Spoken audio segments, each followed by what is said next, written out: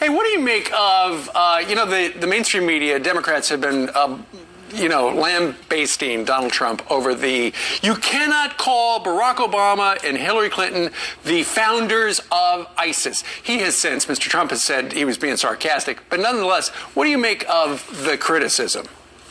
Look, I strongly support Trump, and I think he'd be a much better president, a much 14 million votes, and it was a style that none of his Republican opponents could cope with. Yeah. And I don't think he yet appreciates when you're one of the two candidates for president, particularly if you're the conservative, a lesson Ronald Reagan learned in August of 1980, you have got to understand that the news media is going to attack you every chance they get, sure. And it's your job not to give them a chance. And he certainly is, by continuing to talk about this stuff Sure. when Hillary Clinton's email scandal is bubbling out there, and they're more focused on the founders' comments. I want to get your take on this, though, Mr. Speaker. More than 70 Republicans have come forward urging the RNC to cut funding, so money from the RNC to the Donald Trump campaign. What do you make of that in this party backlash? Look, I think there are establishment deserters all over the place, and I think that they don't understand the Trump insurgency, or they understand it and it frightens them. I was really struck yesterday. If you go back and look at Harry Truman's reelection, he had Henry Wallace, left-wingers on one side. He had Strom Thurmond, segregationists, on the other side. He was so far behind in early September that Gallup quit polling. The average poll was off by between 9 and 20 points on Election Day, and Truman just ignored him and kept coming. You got a lot of people who belong to an older model of a Washington insider system. Trump is a direct assault on that system.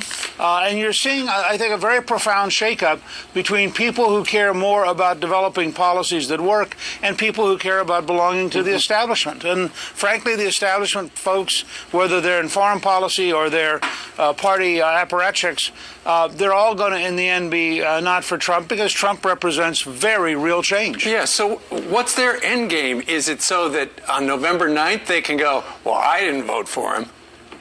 Well, I think part of their end game is to feel morally virtuous. That they stuck with all of the good, decent people who don't use confusing language and who, aren't out there saying things.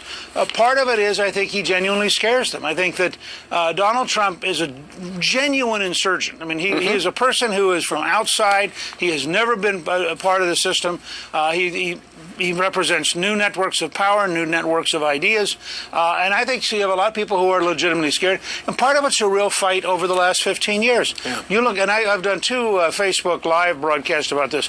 You look at the foreign policy establishment Republicans who signed the letter earlier this week about Donald Trump. And what you're looking at are people who helped create a war that we're still not winning. 15 years into the war. They don't want to have a debate about the war, so they want to talk about Trump's temperament.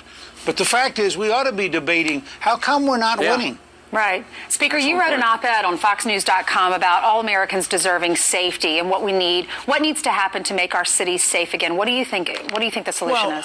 I'll tell you what's truly crazy is the Justice Department going into Baltimore after every single policeman's been exonerated, bringing in a left-wing view and basically saying, rather than have strict policing, let's let people get killed. I mean, we know how to have strict policing. New York did it under Giuliani. It continued to do it under Bloomberg. They have brought down the murder rate by 85%.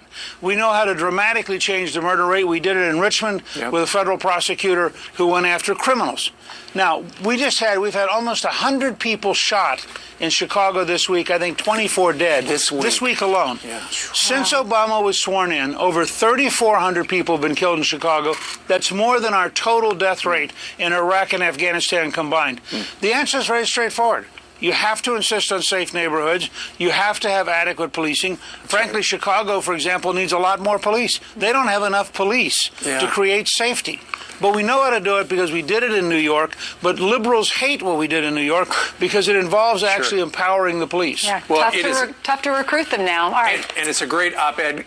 View it at foxnews.com. Newt, thank you very much for joining us live. Good to see you. Have a great weekend. Confirmed, the Obama administration made ISIS seem like they were less of a threat. A House panel finds intelligence reports at CENTCOM were being altered to make it appear that the U.S. was gaining more ground on the terrorist group than the reality. A 10-page blistering report on the findings was released yesterday. An amazing story of